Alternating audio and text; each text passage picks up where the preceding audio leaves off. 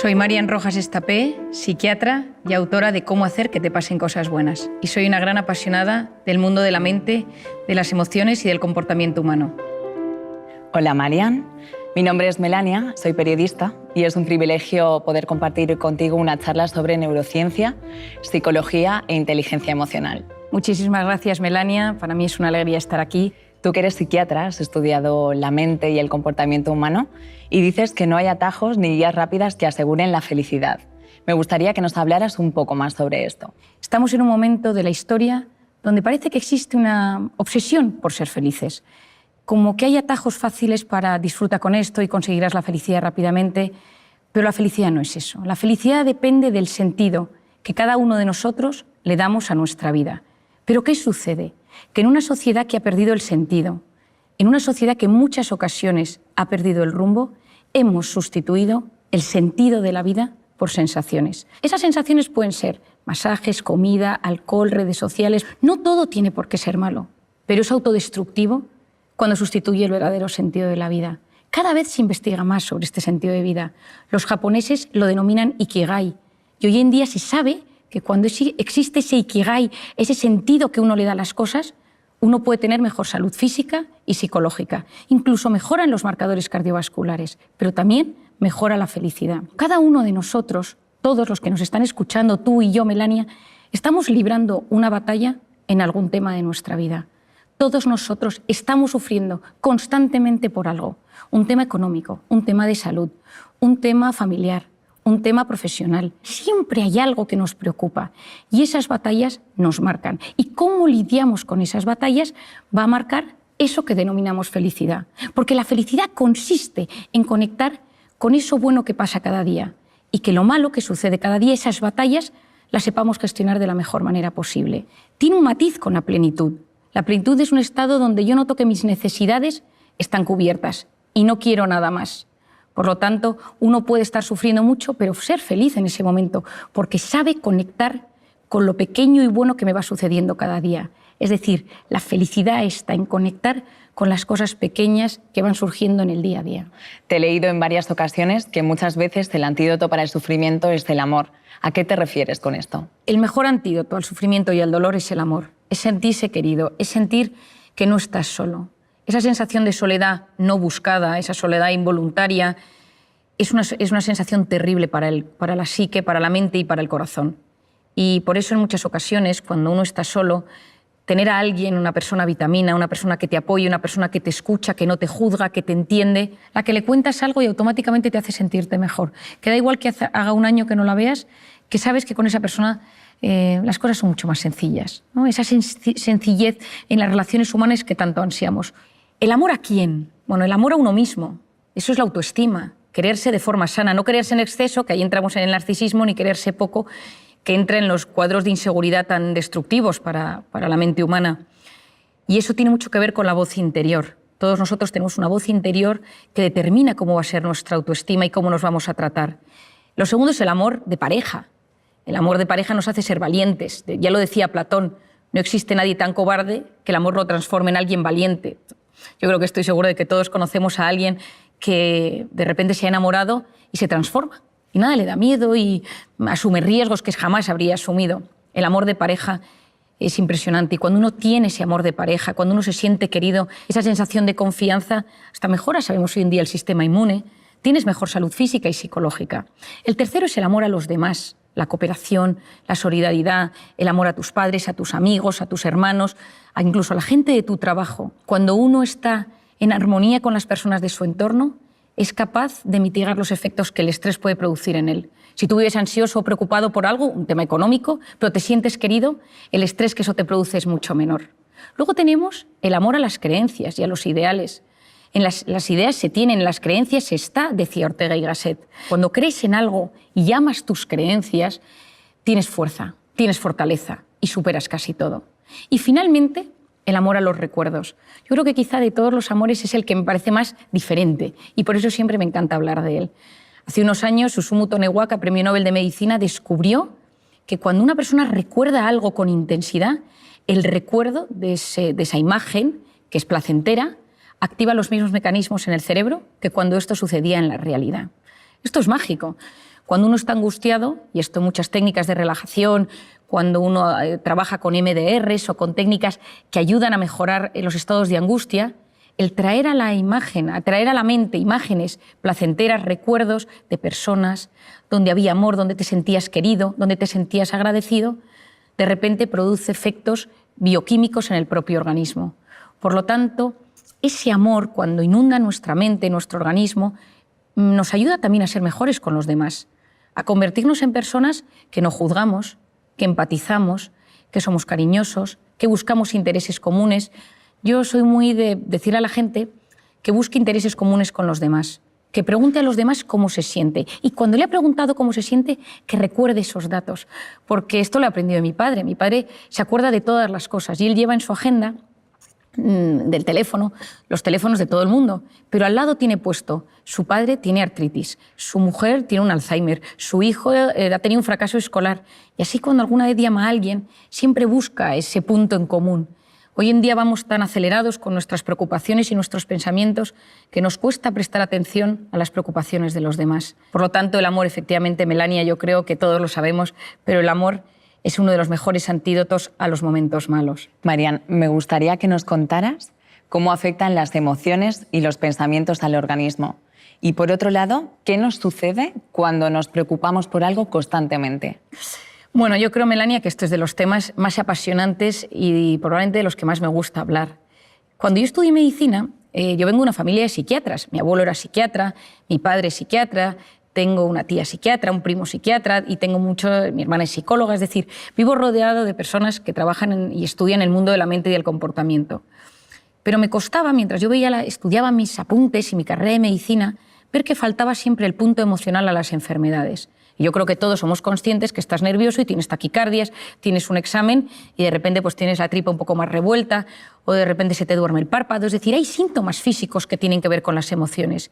Pero ¿dónde estaba el núcleo? ¿Dónde se unía la mente y el cuerpo? Y empecé a leer, empecé a investigar, empecé a tratar muchísimos pacientes y llegué como a una conclusión fácil de explicar y didáctica para que todo el mundo, allá donde esté, en cualquier parte del mundo, lo pueda entender y aplicar a su propia vida. Imagínate, Melania, tú y yo estamos aquí y de repente empiezan aquí a sonar las alarmas y alguien grita fuego. Automáticamente tú y yo nos levantamos y nos ponemos nerviosas y empieza a latirnos el corazón. ¿Por qué? Porque esa señal de alerta, de amenaza, ha activado un lugar en nuestro cerebro, el hipotálamo, que lanza una señal a las glándulas suprarrenales y se activan dos hormonas, la adrenalina, conocida por todos, y el cortisol. Y automáticamente, ¿qué sucede? Que mi cerebro busca mecanismos de supervivencia, que son la lucha y la huida. Y empezamos con taquicardia, corazón me late, para llevar la sangre a los tejidos y poder luchar o correr, que es lo que hace falta. Luego empieza la taquipnea, que es esa necesidad de meter más oxígeno en el cuerpo para que mis músculos y mis células tengan más oxígeno y poder luchar. La glucosa se moviliza, las grasas se empiezan a movilizar y en este momento yo ya no puedo razonar porque estoy en un momento de alerta y la corteza prefrontal, que es la que se encarga de reflexionar, de pensar, de buscar soluciones a los problemas, de repente ya no me deja pensar tan bien. Es como que me pierdo el hilo de lo que te estoy contando. El hipocampo, que es la zona de los recuerdos y donde almacenamos los datos, es hipersensible al cortisol y por lo tanto nos falla la memoria y tenemos como lagunas en lo que queremos hablar. Ese pico de cortisol va a tardar varias horas en volver a su estado original. ¿Por qué es esto tan importante, Mel? Porque ese estado de cortisol que se eleva, ese estado de cortisol va a cambiar nuestro organismo. El cortisol es una hormona cíclica. Por las noches es baja y tiene que ser bajita para que yo pueda dormir. Y a lo largo de la noche sube hasta las 8 de la mañana, más o menos, que tiene su pico más alto. Y a las 8 de la mañana vuelve a bajar para hacer frente a los desafíos del día a día. Pero ¿qué pasa si vivo preocupado por algo constantemente? Aquí entra una de las ideas más importantes que te voy a transmitir hoy. Y es que mi mente y mi cuerpo no distinguen una amenaza real de una imaginaria. Ante algo físico real que me sucede, la alarma, que me atraquen por la calle, que me llamen para decirme que mi hijo está enfermo, que me digan que mi padre está ingresado, esa activación del cerebro por algo real se produce de forma muy similar si yo estoy sentado en mi trabajo, en mi casa, y empiezo a pensar, ¿y si mi hijo está en las drogas? ¿Y si no llego a fin de mes? ¿Y si me atracan por la calle? El 90% de las cosas que nos preocupan nunca jamás suceden. De hecho, es el 91,4%. Pero mi mente y mi cuerpo lo viven como si fuera real Es decir, tanto lo que me sucede como lo que me preocupa tiene un impacto directo en mi mente. Y esto es clave. Porque si más del 90% de las cosas que nos preocupan no suceden, eso lo que va a significar es que yo voy a inducir en mi organismo un estado de alerta mantenido. Lo que yo denomino, de forma sencilla, una intoxicación de cortisol. Y empiezo a inducir a mi organismo a entrar en lo que denominamos el sistema nervioso simpático, que es ese estado de alerta donde se segrega cortisol. Y esa intoxicación de cortisol va a generar cambios a 3 niveles en mi organismo. A nivel físico, se me cae el pelo. ¿Por qué se me cae el pelo? Porque cuando uno está en un estado de alerta, en un estado de amenaza, es como si estuviéramos en las trincheras. Y entonces el organismo lo que busca es que los recursos del organismo se utilicen de la mejor manera posible. Entonces, si tú estás en guerra, si tú estás en una batalla, si te persiguen por la calle, pues el pelo no es un organismo primario para hacer frente a ese desafío. Y por lo tanto, de repente, empiezas a perder pelo. El cortisol inhibe la correcta recuperación del folículo piloso o de los fibroblastos en la piel y por lo tanto aparecen las temidas arrugas, las manchas, la piel cambia de color. Por otro lado, empiezas a sentir sensación de opresión en el pecho constante, falta de aire, te cuesta respirar, tienes problemas a nivel gastrointestinal, que ahora explicaré con más detalle, la musculatura la tienes tensa porque vives siempre a punto de salir corriendo o a punto de luchar. Y entonces, si de repente haces un movimiento un poco extraño, puede ser que tengas una contractura o que te quedes en el sitio o que notes que te duele todo el cuerpo, cuerpo pesado, cuerpo que te cuesta mover, te notas como más rígido.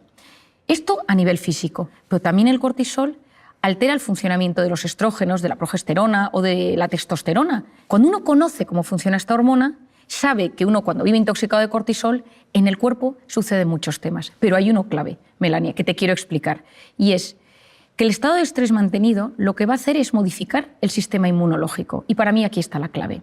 En un momento de estrés puntual, el cortisol actúa como antiinflamatorio. Pero cuando el organismo vive constantemente en un estado de estrés crónico, lo que sucede es que se disocia el sistema inmunológico, la inflamación, el cortisol y el cuerpo, y lo que sucede es que nos empezamos a inflamar. Gastritis, gastroenteritis, amigdalitis, colon irritable, dermatitis, es decir, entra una inflamación latente, ligera, leve en el organismo, que es muy peligrosa. Porque cuando entras en un estado de inflamación en el cuerpo, puede desencadenarse muchísimos problemas físicos y psicológicos. Y entro, por ejemplo, en el aparato intestinal, que yo creo que todo el mundo lo nota. Hoy en día sabemos que es el segundo cerebro. ¿Por qué? Porque está rodeado de una potente red neuronal y tiene un impacto directo. Lo que pienso, lo que siento, tiene su impacto en el organismo. Quien no tiene un examen de una cita romántica, una cita de trabajo y sabe que sus tripillas ese día le mandan una señal de que algo está pasando. Al lado de los intestinos, ahí están las arterias y las venas, por donde lo que yo voy comiendo, lo bueno, se va a ir por allí para nutrir a todo mi organismo. Y dentro del intestino, dentro de la luz, están las vellosidades intestinales, por donde se absorben los nutrientes, y la famosa microbiota, clave. Hoy en día es uno de los grandes temas que estamos estudiando con más profundidad. Yo soy una gran apasionada de la microbiota. Es el conjunto de bacterias, de microorganismos buenos y malos, que ayudan a que ese equilibrio sea bueno para la absorción de nutrientes, para integrar las sustancias dentro del organismo. Hoy en día es clave, pero sabemos que los estados de estrés mantenidos por ese famoso cortisol o por lo que comemos va a modificar la microbiota. ¿Y cuál es el problema de esto? Que a través de esas heridas entran cosas entre comillas, dentro de la sangre que no deberían entrar. Es decir, el filtro, la permeabilidad intestinal está dañada y entran cosas en la sangre que no deberían entrar y que son tóxicas para el organismo, y hoy en día sabemos que están en la causa de algunas enfermedades neurológicas o neurodegenerativas. Pero por otro lado, estás fermentando, estás con la microbiota alterada y eso lo que genera es gas y tienes esos hinchazones abdominales y esos gases tan molestos. Es decir, algunas veces cuando las personas me preguntan ¿cómo sé si estoy inflamado? Yo le digo, mírate las encías, porque es un gran... si uno se lava los dientes y nota la sangre, o mira si, por ejemplo, tienes la tripa hinchada, o cómo te sienta lo que comes. Y te vas a dar cuenta si ahí tienes ese estado de inflamación. A nivel psicológico, lo primero que me sucede es que estoy irritable. Saltas a la mínima. Estás en un estado de alerta y estás mucho más vulnerable y mucho más susceptible. Lo segundo que te sucede es que no duermes bien. Llegas a la noche, como tienes ese estado de alerta elevado, lo que te sucede es que te metes en la cama y empiezas a darle vueltas a las cosas y empiezas a girar en la cama y no te duermes. A veces del agotamiento consigues caer rendido en la cama, pero te levantas a las 3 o a las 4 de la mañana con una sensación de preocupación, con algo que te inquieta y no te deja dormir. Y en otras ocasiones duermes del tirón, pero te levantas con sensación de agotamiento, porque ese estado de alerta impide que llegues al sueño profundo. Y por lo tanto, aunque hayas dormido las horas que necesitas, tu cuerpo no se siente descansado del todo. Y luego, en muchas ocasiones, te puedes poner triste. Y esta es otra idea importantísima, Mel, que te quiero transmitir hoy. Muchas depresiones provienen de estados de alerta permanentes. Y aquí lo voy a puntualizar. Cuando tú tienes un momento de muchísima tensión, de muchísimo trabajo, donde has estado muy preocupado por algo, de un reto, de un desafío, tienes algo en mente, fisiológicamente, cuando eso termine, tu organismo se va a ver afectado y tu mente va a estar un poco triste, un poco apática. Yo me acuerdo cuando mi marido terminó y aprobó sus oposiciones, su preparador me dijo: a mí lo que más me sorprende de los que se preparan a las oposiciones es que aprueban o suspendan, los meses siguientes están tristes, están como apagados. ¿Por qué es eso? Porque fisiológicamente, cuando el cerebro ha estado luchando contra algo mucho tiempo y eso termina, de repente está triste, está apagado, está apático. Es decir, cuando uno conoce, cuando uno entiende todo esto, comprender es aliviar. Y cuando uno comprende por lo que pasa su mente, uno se siente aliviado. Porque si no, lo que sucede es que uno es esclavo de síntomas físicos, psicológicos, y va como perdido por la vida. Y poder llegar a unir la mente y el cuerpo y entender que somos lo que pensamos en muchas ocasiones, que ese pensamiento me lleva a una emoción, que esa emoción tiene su impacto en el cuerpo, me va a ayudar muchísimo para poder desarticular esa intoxicación de cortisol y esos momentos de estrés mantenidos. Con el ritmo de vida tan acelerado que llevamos, constantemente vivimos situaciones de estrés, de miedo, de frustración y que, como bien dices, si no se canalizan o se atajan correctamente, pueden derivar en depresiones, ansiedades. ¿Cómo podemos prevenir y gestionar de manera saludable estos estados? Bueno, yo una de las cosas que más recomiendo a todo el mundo, a jóvenes, estudiantes, a más mayores, a gente adulta, estés donde estés, trabajes en lo que trabajes, es que tengas unas nociones básicas de cómo funcionas tú como ser individual y cómo funciona la mente humana y el organismo humano en general. Y que hagas como una unión y digas: ah, esto es lo que me pasa a mí. Si tú eres de los que tienes problemas de espalda, tienes que saber que tus momentos de estrés, la espalda es la que te va a mandar señal de aviso. Si de repente eres de los que tienes visión borrosa o de los que tiendes a tener cambios en la piel o de los que te cambia el aparato intestinal o de los que somatizas a nivel neurológico y te tiembla el párpado o se te duermen las manos, vas a entender mucho mejor el funcionamiento de tu cuerpo y de tu organismo. Lo primero es conciencia de uno mismo. ¿Quién soy yo? ¿Cómo es mi forma de ser? ¿Soy tímido? ¿Soy sensible? ¿Soy impulsivo? ¿Soy obsesivo? ¿Soy perfeccionista? ¿Le doy muchas vueltas a todo? ¿Soy desconfiado? ¿Soy dependiente de la opinión de los demás? ¿Soy inseguro? Y a nivel psicológico, quizás soy de los que tengo ansiedad o ataques de pánico o me pongo triste. Y hacer como un pequeño diagnóstico de uno mismo. Para mí esto es clave. ¿Cuáles son los factores que me estresan? ¿Cuáles son los factores que me ponen en modo alerta? ¿Cuáles son los factores que me meten en el sistema nervioso simpático, en ese cortisol del que hemos hablado? Pueden ser personas, cosas, recuerdos, momentos, circunstancias, pero cuando uno conoce cuáles son sus factores de estrés, vas a ver cómo se transforma tu personalidad ante el estrés. Por ejemplo, el sensible, cuando está bajo un factor de estrés, se convierte en una persona muy vulnerable. Ahora estoy bien, ahora estoy mal, ahora estoy bien, ahora lloro, ahora estoy angustiado, ahora vuelvo a estar bien. El tímido, cuando está bajo factores de estrés, se bloquea. El impulsivo, bajo factores de estrés, es más agresivo. El que le da vueltas a las cosas, bajo factores de estrés, es más obsesivo y entra en pensamientos en bucle. El perfeccionista, cuando está estresado, tiene una sensación de insatisfacción vital, porque nada está a la altura de lo que quiere. Cuando uno se comprende, se siente aliviado. Entonces, cuando me preguntas qué nos puede ayudar, hacer este esquema. Yo a todos mis pacientes les hago este esquema. ¿Cómo eres tú? ¿Cuáles son tus factores de estrés? ¿Y en qué se transforma esto? Cuando entiendes tu cuerpo, cuando entiendes tu personalidad, es mucho más fácil hacer frente. Lo segundo es vivir una vida lo más antiinflamatoria posible. Es decir, la gente va inflamada por la calle. Yo siempre digo que si tuviéramos un detector de inflamación, el detector se rompería, porque la gente, más que nunca, va con tanta incertidumbre, con tanto estrés, que hay un estado de inflamación latente en la sociedad. Yo creo que siempre digo, y te lo digo a ti también con cariño, aunque nos vaya a escuchar mucha gente, que hay que tener cuidado con la comida, pero tampoco sin obsesionarse. Pero comer con con conocimiento de lo que a uno le sienta bien y mal, conocer las cosas. Es verdad que hoy en día se ha demostrado que mucha alimentación inflama y altera el organismo y, por lo tanto, intentar comer lo mejor posible y tener que la comida mala sea la excepción y no la regla. Lo segundo es el hábito del sueño. Hoy en día es clave. Cuando uno duerme mal, la probabilidad de que todo se desbarajuste es altísima, porque durante el sueño reparamos nuestra mente, reparamos nuestro organismo, reparamos nuestro sistema inmunológico, nuestro hipocampo, zona de archivo de los recuerdos, se soluciona, es como que todo se va poniendo en orden. Y cuando uno no duerme, y hoy en día dormimos muy mal por la pantalla, por las preocupaciones, etc., esto nos altera. Y un par de ideas para dormir bien. Lo primero, evitar las cenas copiosas. Con el alcohol esto siempre va a hacer que durmamos peor. Lo segundo, cuidado con la pantalla. La luz de la pantalla transmite un tipo de luz que inhibe la correcta secreción de la melatonina, que es básica para dormir bien. Por lo tanto, cuidar ese sueño. El sueño va a ser un tema básico. Y luego, otra cosa que yo creo que puede ayudar en este mundo que llevamos es tener vías de escape sanas para esos momentos de estrés. El ejercicio básico, con el ejercicio desmembramos ese cortisol, casi que lo evaporamos del organismo.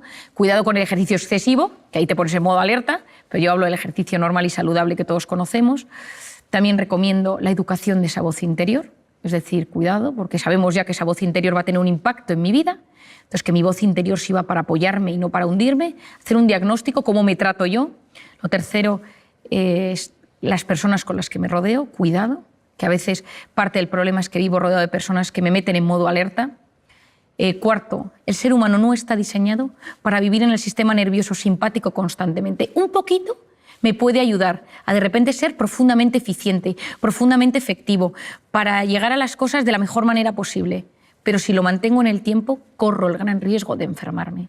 Por eso lo importante es salir de vez en cuando de ese modo alerta, de ese sistema nervioso simpático, al parasimpático, al de la meditación, el de la relajación, el de la respiración, la conexión con uno mismo, conexión con los demás, conexión con lo grande, con la trascendencia, porque cuando soy capaz de desconectar del modo alerta para conectar con el modo relajación o con el modo parasimpático, recupero mi organismo, recupero mi mente, recupero mis habilidades, incluso recupero mi sistema inmunológico para volver a hacer frente a los desafíos que me van surgiendo en el día a día. Supongo que somos muchos los que tenemos una gran curiosidad por el funcionamiento del cerebro y a mí me gustaría que nos contaras alguno de sus procesos para entrenarlo y que nos ayude a mejorar nuestra calidad de vida.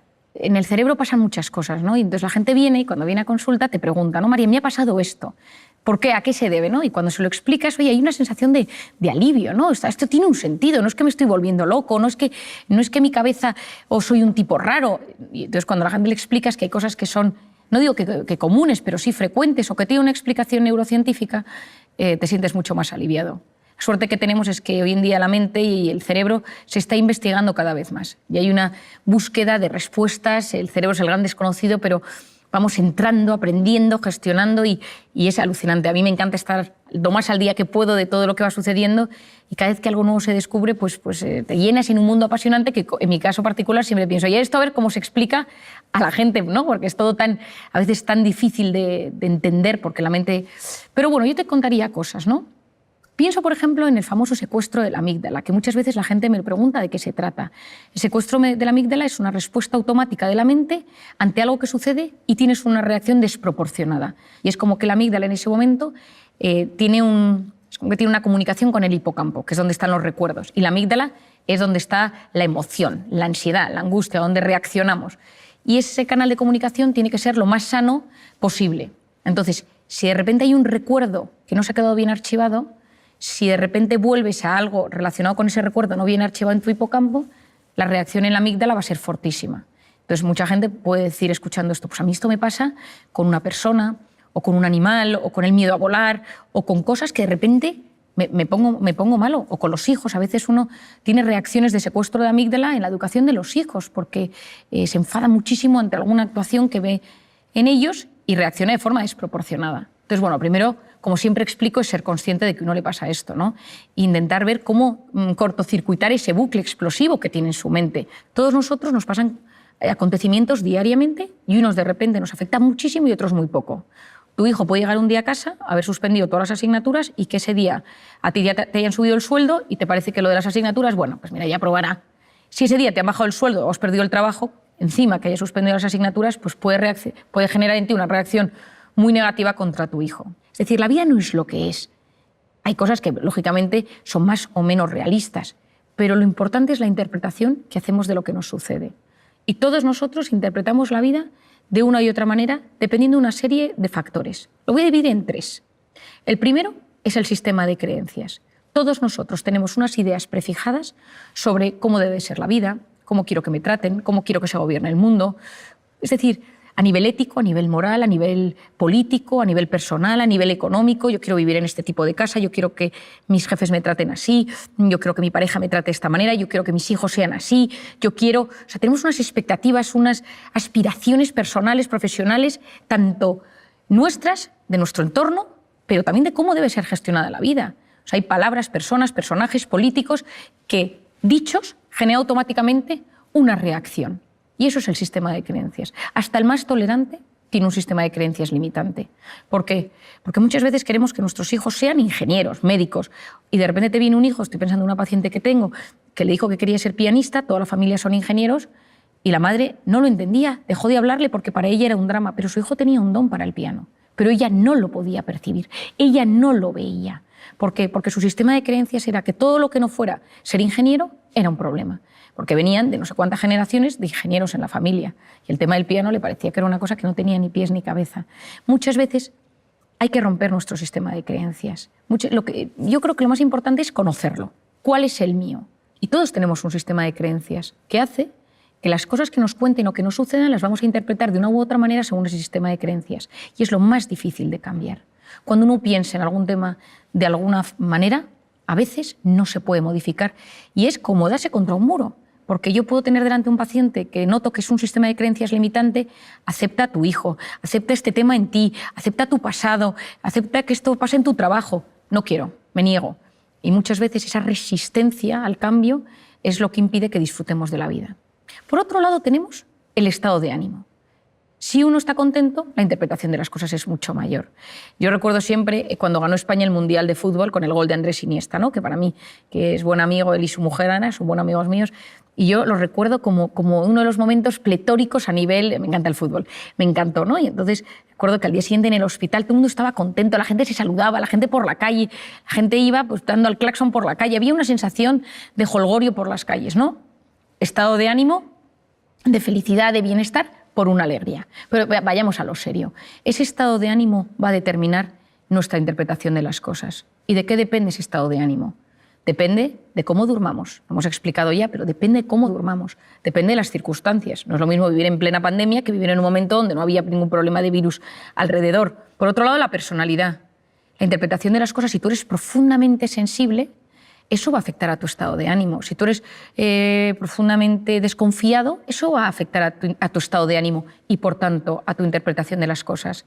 Y a veces en esta vida, si lo que quieres es ser un poco más feliz, esa felicidad de la que estamos hablando, a veces lo que tienes es que ir a ver esa cosa de tu forma de ser, que es tu talón de Aquiles y que te impide disfrutar del día a día. Si eres de los que se queja, si eres de los que vas de víctima, trabajar la personalidad, porque eso automáticamente mejora tu estado de ánimo y eso automáticamente mejora tu interpretación de las cosas. Y finalmente, lo que se denomina el sistema reticular activador ascendente. Tiene un nombre terrible, pero tiene una función mágica. Es una zona que se encuentra aquí detrás, en el tallo encefálico, y es una zona muy primitiva de neuronas que tiene múltiples funciones, pero tiene una muy interesante que es el filtrador. Es como un rastreador del cerebro. Y es la zona que se encarga de filtrar de todo aquello que me sucede y de quedarme con lo que me interesa. Es decir, nuestro cerebro recibe constantemente muchísima información, a través de los sentidos, especialmente a través de la vista, pero a través de los sentidos. Pero solo se queda con lo que le interesa. Si tú estás buscando un trabajo de un tema específico y te pones a prepararte sobre ese tema, tu cerebro va a hacer todo lo posible por encontrar ese asunto. Yo he contado muchas veces una anécdota que me pasó hace unos años cuando, estudiando la carrera, me fui a las Naciones Unidas a un evento, una entrega de premios, y el rector de mi universidad me pidió que buscara a Kofi Annan, entonces el secretario general de las Naciones Unidas. Y yo me empecé a preparar todo tipo de cosas sobre Kofi Annan y por si me lo encontraba para invitarle a mi universidad a un evento que había. Y nunca había Kofi Annan, pero en un momento dado, en pleno evento, fui al baño y me encontré con una señora rubita, de tez muy pálida, y empecé a hablar con ella y le conté varias cosas, le conté cómo funcionaban las Naciones Unidas, los premiados de ese evento al que íbamos, y nada, me despedí de ella. Y el día que volví a Madrid, esta señora estaba en el avión y la fui a saludar. Dije, qué curioso, la señora del baño. Y estaba sentada al lado de un tipo al que me presentó que era Kofi Annan, que era su marido. Y entonces yo muchas veces me pregunté, ¿no? ¿Cómo es posible? Bueno, yo había estudiado a Kofi Annan y probablemente mi mente había captado fotos con su mujer y cuando la vi, la distinguí. Es decir, decía Louis Pasteur o decían, bueno, la suerte favorece a la mente preparada. Hay que prepararse, hay que estudiar, hay que saber. Porque el que se prepara, el que estudia, el que sabe, percibe mejor las oportunidades. Y lo importante en esta vida es activar nuestro sistema reticular. Si lo tienes en negativo, ves lo negativo de todo. ¿Quién es el principal inhibidor de este sistema reticular? La pantalla. ¿Por qué? Porque la pantalla te ofrece gratificaciones instantáneas, chispazos de dopamina. Es una vida fake, es una vida digital. Las cosas buenas suceden en la vida real. Esa vida digital, esos chispazos de dopamina van generando, pues sí, momentos de gratificación instantánea, pero a la larga nos producen un vacío. Tienen un mecanismo muy similar, las pantallas y el mecanismo de la dopamina, con las drogas. Por eso a día de hoy muchas adicciones a la pantalla, muchas adicciones a la pornografía, a los videojuegos, se tratan con mecanismos similares a las drogas. Y esto es un enorme problema porque vivimos en un momento de la historia, como dice el filósofo José Luis Ruiz, somos drogodependientes emocionales. Somos cada vez más adictos a experiencias vibrantes que nos llegan a través de la pantalla. ¿Y por qué es esto tan importante? Porque todo esto va a frenar nuestra corteza prefrontal. Aquí entro en un campo interesantísimo a nivel educativo, a nivel de padres y a nivel personal. La corteza prefrontal, que ya hemos hablado de ella en varios momentos, es una zona fundamental para la atención, la concentración, la resolución de problemas y el control de impulsos. Es la zona que nos hace ser seres superiores, que nos ayuda a prestar atención a lo que queremos, a estar quietos en un sitio y escuchar, a estar en una pastelería, yo que soy muy dulcera, y no comerte los bombones mientras te los están sirviendo, sino que controlas esos impulsos, te gestionas por dentro. La corteza prefrontal es una zona profundamente inmadura cuando un bebé nace. Cuando un bebé nace, esta zona está completamente inmadura y se va evolucionando a medida que pasan los años, madura antes en las mujeres que en los hombres. Las niñas maduran antes esa atención y esa concentración que los chicos. Esto es muy importante en el ámbito educativo. Los chicos están a 4.000 cosas todavía y las niñas ya son mucho más concienciudas desde que son más pequeñas. ¿Con qué se estimula la corteza prefrontal de un bebé? Con 3 cosas: luz, sonido y movimiento. ¿Quién no ha visto a su bebé que de repente ve pasar a su padre o ve una luz que se enciende o una musiquita y va girando la cabeza? ¿Qué es lo que queremos nosotros para ese niño? Que a medida que se vaya haciendo mayor, este niño también preste atención a objetos inmóviles, a un profesor que le habla, a un adulto que le habla, a un amigo que le está contando una historia, que esté quieto en la salita de espera del médico, que sea capaz de leer un libro quieto. Es decir, que esa corteza prefrontal vaya madurando y no solo se active la atención con la luz, con el sonido y con el movimiento, sino también pues de repente conecte con una puesta de sol, con un cuadro, con una música, etcétera, ¿no? Es decir, con cosas distintas. Pero si tú a ese niño le pones una pantalla desde que es muy pequeño, ¿qué es la pantalla? Luz, sonido y movimiento. Lo que sucede es que su atención se va a ver estimulada por una herramienta externa, que es ese dispositivo. Y el cerebro funciona con un mecanismo que se denomina use it or lose it. O lo usas o lo pierdes. Si nosotros utilizamos solamente Wikipedia para encontrar datos, lo que sucede es que nuestro hipocampo, zona de la memoria, cada vez va a funcionar peor. Si uno usa Google Maps o Waze para orientarse siempre, pues cada vez nos orientaremos peor. Cuanta menos actuación tenga nuestro cerebro per se, peor va a funcionar en esa herramienta estrictamente particular. Si nosotros conseguimos trabajar las cosas, prestar atención, fomentar nuestra orientación, fomentar nuestra memoria, vamos mejorando la neuroplasticidad cerebral. Es decir, estamos en un momento donde la neuroplasticidad cerebral, que es la capacidad de generar nuevas neuronas. Yo cuando estudié medicina, las neuronas que teníamos eran las que teníamos y no había forma de generar más. Hoy en día sabemos que la ilusión, tener ilusión en la vida, consigue que se produzca una migración de neuronas hasta el hipocampo, que es la zona del aprendizaje. Es decir, hoy sabemos que hay mecanismos para mejorar esas conexiones neuronales, que si potenciamos alguna zona de nuestro cerebro, esa zona va a funcionar cada vez mejor. Pues en el tema de la atención, yo creo que a día de hoy, que nos encontramos en un momento de la historia donde hay una crisis de la atención, la gente no sabe prestar atención por muchos factores, porque vivimos hiperestimulados, porque no nos da tiempo, porque es una cosa y otra cosa y otra cosa, porque te tomas un caramelo y ese caramelo tiene 4 sabores distintos, vas a un sitio y pasan 74 cosas, entonces no conectas sensorialmente con algo puntual, sino que todo son múltiples emociones y sensaciones, y todo ello con la pantalla de por medio. Esa pantalla que lo que me va haciendo es que la corteza prefrontal cada vez me funciona peor, porque está diseñado para aliviar. Pero lo que le estás enseñando a tu cerebro es no saber gestionar el aburrimiento, que es la cuna del asombro y de la creatividad, y no sabes gestionar el estrés, que es lo que va a determinar tu calidad de vida. Una persona con voluntad llega más lejos que una persona inteligente, y la voluntad se encuentra en la corteza prefrontal. Entonces, ¿qué recomiendo yo para fortalecer la corteza prefrontal?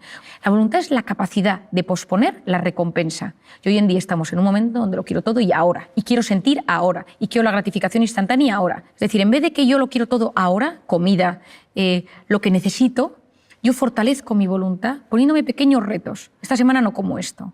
Esta semana no voy a ver esta serie, solo voy a ver un capítulo. No voy a comprarme nada aquí, no me voy a meter más que tantos minutos en Instagram. Es decir, me voy educando mi corteza prefrontal, voy educando mi voluntad y soy capaz de llegar mucho más lejos en la vida.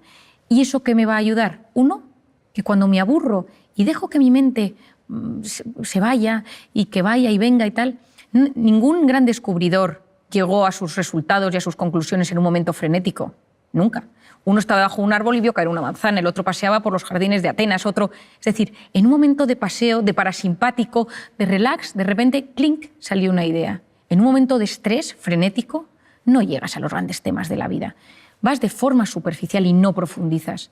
Al hilo de lo que comentas sobre la atención, en mi círculo más cercano tengo varios amigos, profesores y profesoras con las que hablo muchísimo de este tema.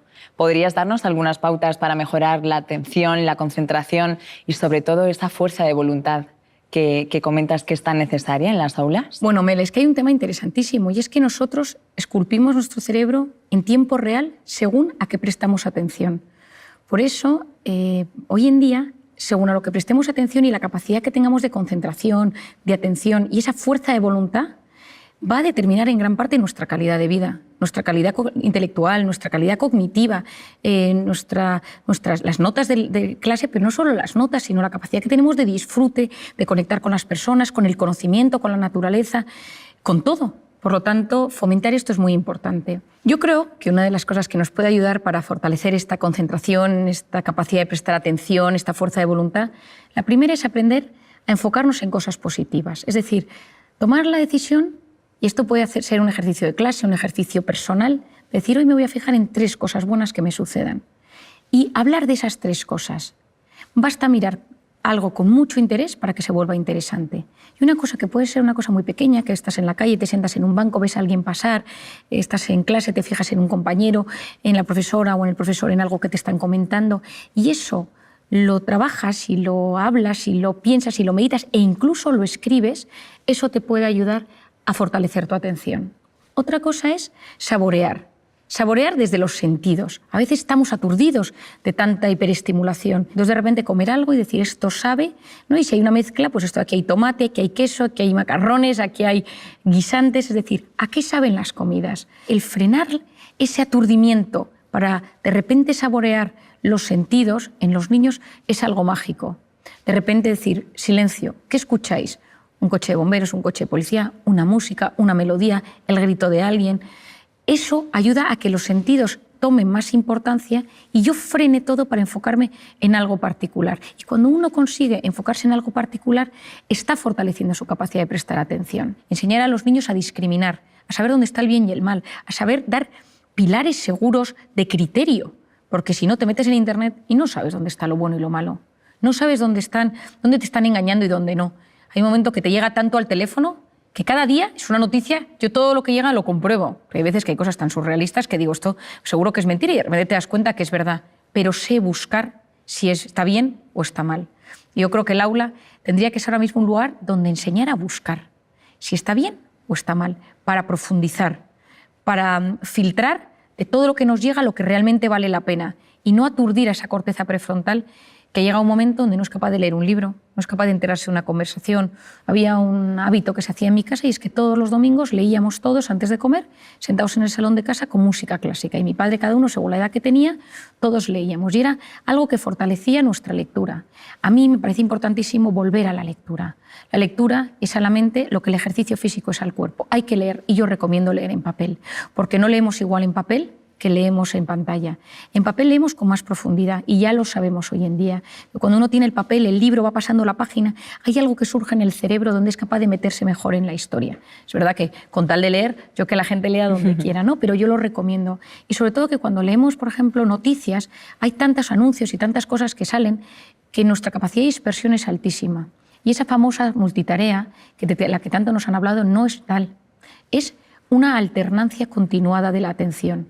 Es como una atención completamente distorsionada. Te presta atención a esto y a esto, a esto y a esto. Y cambio el foco de atención rapidísimo. Entonces, hacer muchas cosas a la vez, baja eficiencia, aunque pensemos lo contrario. Es verdad que tenemos sensación de hacer mucho y nos sentimos de repente muy realizados, pero la realidad es que lo hemos hecho todo mucho más superficialmente. Entonces, lo que hagas, hazlo prestando toda la atención posible. Y si ya le metes corazón al asunto, ya ni te cuento, ¿no? Es decir, estoy escuchándote y te escucho no solo desde los sentidos, sino también desde el corazón. Es decir, utilizo ese sentimiento, utilizo la compasión, utilizo el alma, utilizo lo bueno, la generosidad, para conectar contigo de la mejor manera posible. Es esa entrega pura, ¿no? Independientemente de lo que hagas, desde lo más cotidiano hasta lo más... Efectivamente, porque yo creo que pocas cosas en esta vida, pocos piropos nos gustan tanto que decir, cuando estás con alguien, esa persona tiene todos sus sentidos puestos en mí. Es decir, hay algo especial que surge, que se transforma, que aparece cuando estás con alguien y que notas que el mundo se para y solo le importa lo tuyo.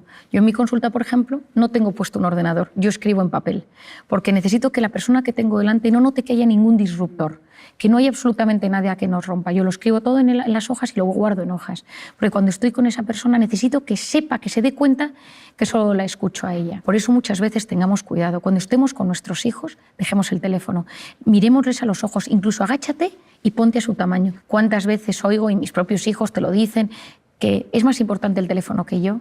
Por eso, cuando llegues a casa, quita el teléfono, mételo en el bolsillo, en la mochila, en el bolso, donde sea. Las dos manos abiertas para abrazar, para conectar. Y presta atención a quien tengas delante, sea tu marido, sea tu padre, sea quien sea. Pero si entras con el teléfono en la mano, ya has generado un disruptor. Y ya has generado que esa conexión, esa capacidad de prestarle atención al de enfrente, donde surge la empatía, donde surgen esas neuronas espejos que se activan, tú sonríes, yo sonrío, te abrazo, y todo eso maravilloso, ese momento tan especial, todo se ha distorsionado porque una mano está ocupada o porque estoy terminando de mandar algo que probablemente es terciario. Y si es algo tan importante, termínalo en el rellano. Y cuando lo hayas terminado y tengas tu atención puesta en las personas que tienes dentro de casa, abre la puerta.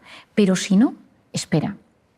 Y yo creo, Melania, que esto, que tú y yo que también lo estamos hablando hoy aquí, es lo que buscamos, tener una sociedad que le importen los demás, que no vayas solo enfocado en ese dispositivo, que te metes dentro y te olvidas de los demás, sino que seamos capaces de levantar la mirada, conectar con los ojos del que tienes delante y dar importancia a lo que realmente la tiene. Una de las cosas que comentabas sobre la fuerza de voluntad me parece un término precioso y que realmente nos forma como personas y nos ayuda a vivir una vida más plena.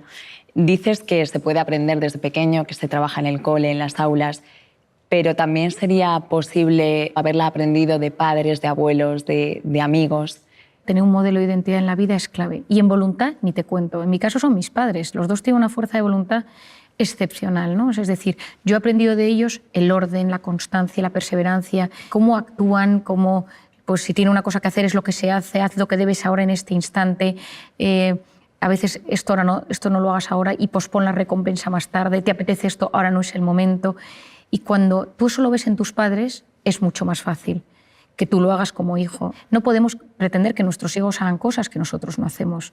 No podemos pretender que nuestros hijos tengan una gran atención si nosotros se nos ve con el teléfono perdiendo el tiempo, sino si nos ven que nos cuidamos, que cuidamos nuestra mente, que cuidamos nuestra alimentación, y tus hijos te dicen, papá, ¿por qué no nos tomamos? Y dices, después de cenar. Esos pequeños tips, esos pequeños consejos, los hijos van aprendiéndolos y saben que lo que te apetece no lo haces en el momento que te apetece, sino que hay cosas que convienen y no convienen. Y no es un tema de restringir o de control o de reprimir, sino de gestión sana.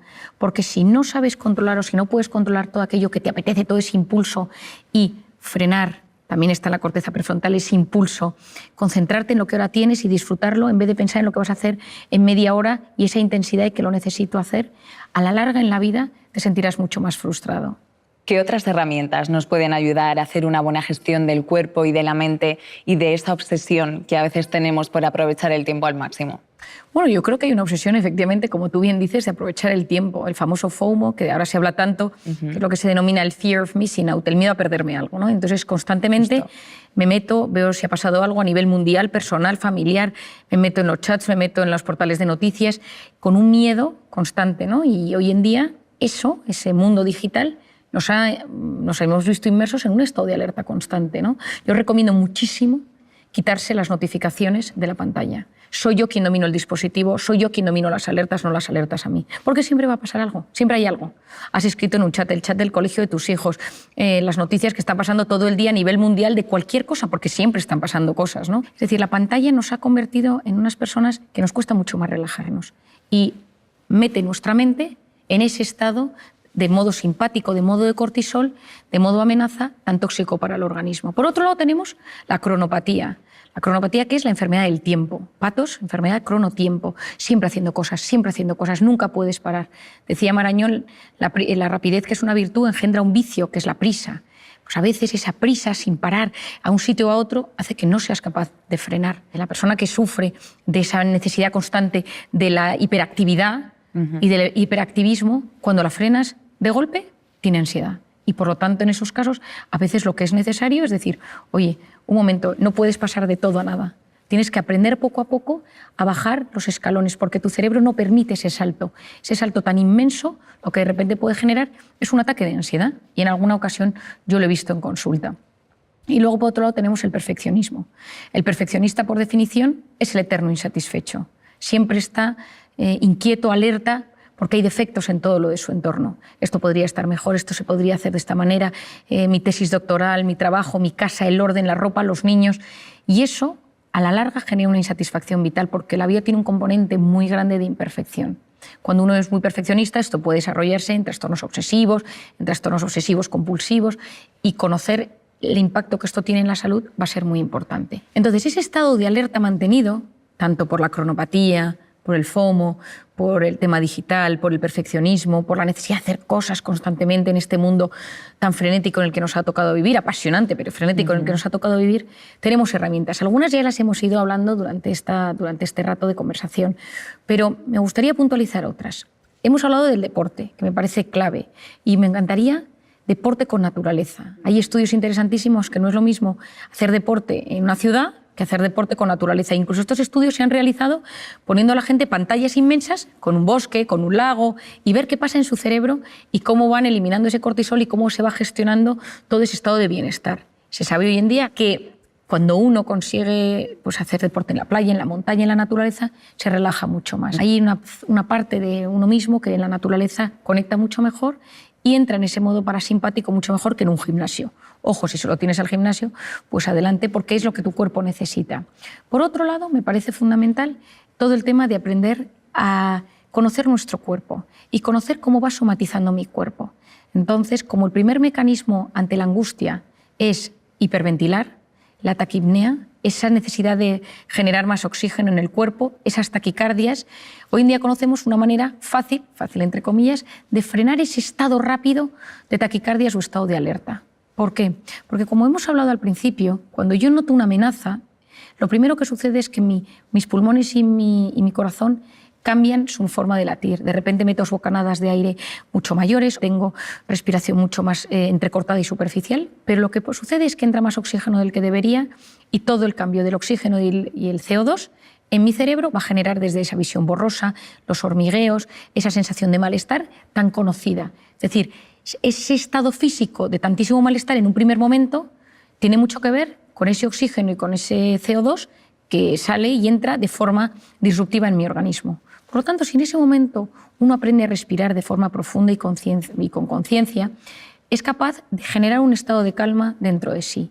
Y esto tiene mucho que ver con varios músculos de mi cuerpo, entre ellos el diafragma, que es el encargado de que todo esto suceda. Cuando yo respiro profundamente y mantengo la respiración unos segundos y luego la saco con profundidad y ya sí soy capaz de ponerle un pensamiento positivo, yo siempre digo de pensar en alguien a quien quieres mucho o un pensamiento de agradecimiento, de repente al cabo de unos minutos mi cuerpo funciona mejor. Al final no deja de ser un movimiento físico donde nosotros vamos trabajando diferentes tipos de respiración, mantener la respiración, que al principio cuesta, pero como un hábito, incluso para dormir por las noches. Yo a muchas personas cuando no consiguen descansar les digo que hagan alguna técnica de respiración antes de dormir y cómo su organismo consiguen ponerse en ese estado de calma bajando al sistema nervioso parasimpático. Yo recuerdo en una ocasión estaba en un avión y una señora oí por detrás que tenía mucho miedo a volar y que gritaba, y a otro lado decía, pero que respire. Y le decía, no, si lo que pasa es que estoy respirando demasiado, ¿no? Bueno, me acuerdo que acudí detrás del avión a ayudar a esta señora a respirar, pero era incapaz, ¿no? Se le había ido de las manos y ya estaba en un ataque de ansiedad dentro del avión. Pero cuando fuimos relajándola poco a poco, el hecho de esa respiración profunda y consciente ayudó a que pudiera volar y que pudiera aguantar todo el vuelo. Y hoy en día conocemos el tema del mindfulness o la atención plena. Me parece que es una técnica muy interesante de entender porque consiste en conectar con uno mismo y tener conciencia de uno mismo, de lo que siento, de cómo me siento, de las sensaciones que llegan a mi cuerpo. Es decir, hay veces que la gente lo confunde con una forma de meditar, porque todo este asunto está muy en boga hoy en día, ¿no? Yo creo que lo importante es que cada uno tenga sus propios mecanismos que le ayuden. Después de tantos años he conocido todo tipo de personas que conectan con diferentes mecanismos, que de repente les ayuda. Y lo que se sabe es que las personas que son capaces de frenar para conectar con uno mismo, con un pensamiento, decirme algo agradable que me ayude a no ser mi peor enemigo, a no hacerme autoboicot, mientras dejo pasar ese cúmulo de pensamientos negativos, ayuda muchísimo. Eso sí, medites, respires, hagas mindfulness, hay dos cosas que van a ayudar a que esto fructifique mejor. Y son dos herramientas, que es la aceptación y el abandono. Esa aceptación a que yo no lo puedo controlar todo. O ese abandono a que a veces nos angustiamos porque parece que o nosotros podemos con todo lo que llevamos en nuestra vida o nos vamos a romper. Y cuando nosotros trabajamos todo este tipo de técnicas, me ayuda a sentirme mejor.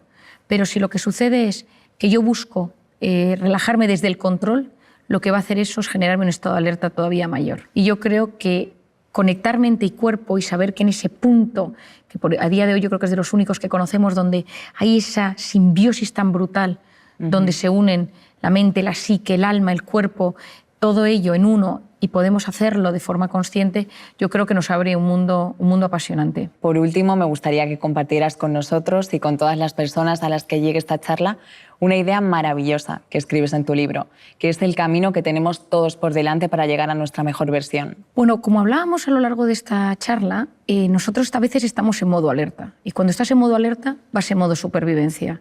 Y supervivencia es conseguir cada día sobrevivir a lo que te va pasando. Hijos, trabajo, dinero, salud, lo que sea. Y ahí es muy difícil conectar contigo mismo. Hemos hablado de maneras a lo largo del día para desconectar de ese modo alerta y conectar con ese sistema parasimpático. Pero esto es completamente necesario. Pero también en la vida a veces precisamos conseguir un momento de pausa. Un fin de semana, una semana, 15 días, donde de repente nos, entre comillas, retiremos del mundanal ruido para poder decir, ¿yo qué quiero conseguir en esta vida? ¿Cuál es mi sentido? ¿Cuál es mi ikigai? ¿Cuáles son las respuestas a las grandes preguntas? ¿La tengo o no la tengo? ¿Mi angustia pensar en algo más? Y ahí tengo que verme a mí en perspectiva, en 3D, en 4D, en 5D, y ver hacia dónde me dirijo y buscar sacar lo mejor que llevo dentro. Ese tu mejor versión del que yo tanto hablo.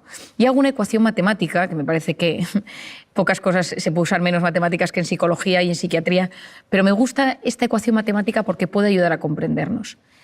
Tu mejor versión sería una suma entre los conocimientos, lo que yo aprendo, lo que yo estudio, lo que yo sé, más el proyecto de vida, es decir, tener unas metas en la vida, saber hacia dónde me dirijo, más la voluntad, es decir, esa corteza prefrontal, esa capacidad de posponer la recompensa, ese orden, conocimientos, más proyecto de vida, más voluntad, y todo ello multiplicado por la pasión. La pasión multiplica, el resto suma. ¿Qué es la pasión? La pasión es poner el corazón en lo que uno hace. El mundo está lleno de gente que no le mete pasión a la vida. El mundo está lleno de gente que no le pone el corazón a lo que hace. Y todos los trabajos pueden transformar la vida de las personas y la de uno mismo. Pues la mejor versión consiste en que si eres médico, periodista, si eres ama de casa, si eres te cuidas a tus niños, tengas el trabajo que tengas, tienes la oportunidad de transformarte y transformar a los demás si utilizas ese corazón. Pero para eso necesitas en algún momento frenar, reflexionar sobre tu vida, reflexionar sobre lo que sabes, reflexionar sobre tus metas, reflexionar sobre esa voluntad, ese orden, esa constancia, poner un poco todo en perspectiva y en esa manera es mucho más fácil que saques tu mejor versión. Marian, muchísimas gracias una vez más por compartir todos estos conocimientos tan útiles y tan necesarios. Ha sido un verdadero placer. Gracias a ti, Melania. Espero que a través de estas palabras y de estas charlas podamos ayudar a muchísima gente a alcanzar ese equilibrio que todos ansiamos. Gracias.